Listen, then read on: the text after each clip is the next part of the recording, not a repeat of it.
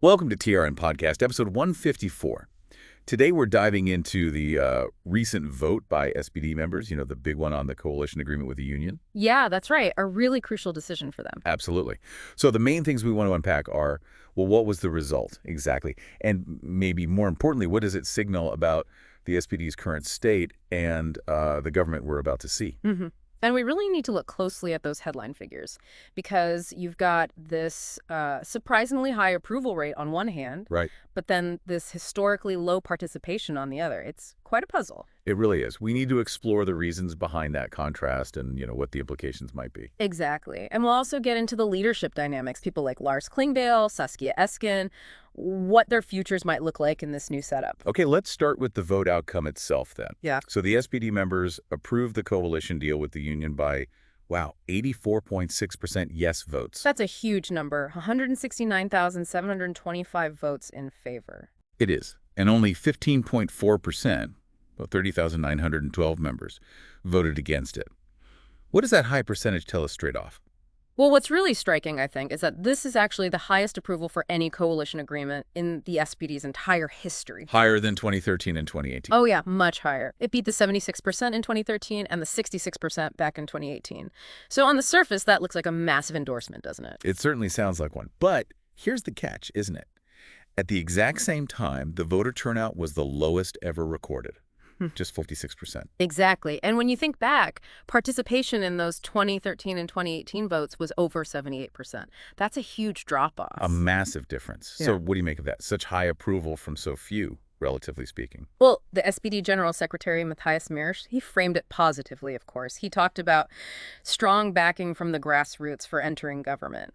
And he did point out, importantly, that 56% participation did meet the necessary quorum, so the vote is binding, no question there. Okay, so it's official. But still, why the low turnout? Any theories floating around? One potential factor being discussed is the voting method this time. It was online only. Right, I heard about that. You needed a password mailed to you, then log in between April 15th and 29th. Exactly. And the thinking is maybe that process, compared to previous ballots that also included postal voting options, might have just been a bit more of a hurdle for some members. Could be, but less convenient maybe, especially if you're not super online savvy. Possibly. Though political scientist Thorsten Faas brought up another angle. He suggests the lower turnout might also reflect less intense campaigning around this specific coalition compared to previous ones.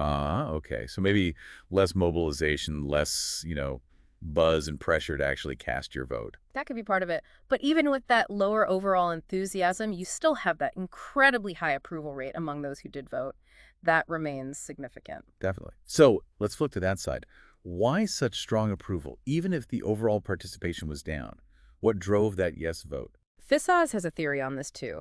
He thinks the perception of a grand coalition, or, a coalition between the union and SPD, might have shifted somewhat positively after the traffic light coalition years. Interesting. So maybe after a period seen by some as, a bit chaotic or conflict-ridden, the idea of something more stable became more appealing. Perhaps. He suggests that a focus on just good, reliable governance might be valued more highly by SPD members right now than, say, launching ambitious new projects. That feels plausible. A desire for stability, for things to just work. And you also have to factor in the SPD's negotiating successes in the actual agreement. Things like loosening the debt brake. Those are tangible wins they can point to. Right. Concrete achievements always help persuade people. Definitely. Plus, there's probably an element of wanting to secure some of the things achieved during the traffic light era, and maybe also a strong desire to prevent any potential AfD involvement in government. So a mix of pragmatism, securing gains, and maybe a bit of lesser evil thinking for some. I think that's a fair assessment. It seems like practical considerations might have outweighed pure ideological excitement for this particular coalition this time around. Okay, let's shift gears to the leadership implications. Big news about Lars Klingbeil wanting to be finance minister and vice chancellor. Yes, he made that known to the party leadership. And there are already signs pointing to his team taking shape. Like Bjorn Boning. Exactly. Boning, who's known to be a close confidant of Klingbeil, is apparently slated to become a permanent state secretary in the finance ministry. His role would effectively be government coordination, sort of an unofficial head of the vice chancellor's office. So Klingbeil is not just getting the title, he's building the structure around it. Seems that way. And crucially, the party leadership has reportedly tasked Klingbeil himself with putting together the entire SPD government team. Wow. Okay, that really cements his position as the key SPD figure in this new government, doesn't it? It certainly does. But what's really noticeable, and Faas highlights this too, is the contrast with the co-chair, Saskia Esken. Her future role seems, well, unclear. Yeah, Fez called it a remarkable asymmetry. Klingbeil is clearly positioned for a top government job, while Esken, well, where does she fit in? It's uncertain. It's interesting because she's had significant influence on the party's direction in the past. But Face notes she might lack a really strong internal network, despite having support from certain wings like the party left and women's groups. Is that the issue? That could be a major factor. It might mean she doesn't have the behind-the-scenes clout to secure a prominent position easily, hence the public uncertainty. Even though she publicly praised Klingbeil's decision to join the cabinet? Right, her public support for him doesn't necessarily clarify her own path forward. It's definitely a dynamic to watch. Let's talk about the coalition agreement itself. The motto is responsibility for Germany. What should we read into that title? Faas sees that as a very deliberate signal. It emphasizes reliability, problem solving, getting things done. Rather than big, bold new visions or strong ideological statements. Exactly. More about steady management than ambitious transformation. He notes it aligns quite well with statements Friedrich Merz has made too. So a focus on execution over grand design, maybe. Whether that resonates broadly, well, that remains to be seen.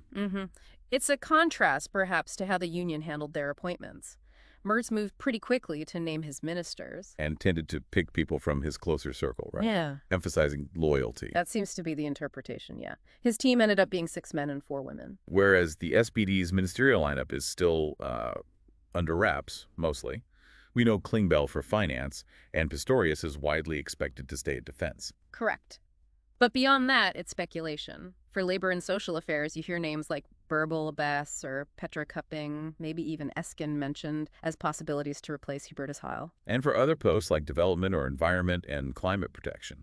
Svenja Schulze could potentially stay or move. But again, you also hear Esken's name or Katja Mast or Verena Huberts in the mix for those kinds of roles. Any other names popping up? Karsten Schneider is often mentioned for construction and housing, and Sanja Eschwade for justice and consumer protection, but it's all still being worked out. So the final SPD team is clearly still being negotiated.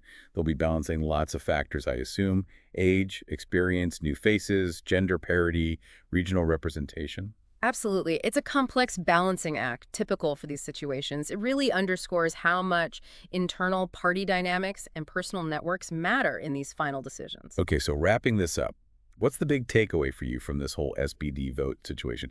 High approval, low turnout. Well, it paints a nuanced picture, doesn't it? It suggests maybe a pragmatic acceptance of this coalition, driven by a desire for stable government, even if there isn't widespread, euphoria about it. And the different paths for Klingbeil and Esken really shine a light on the internal power shifts within the SPD as they head into this new government phase.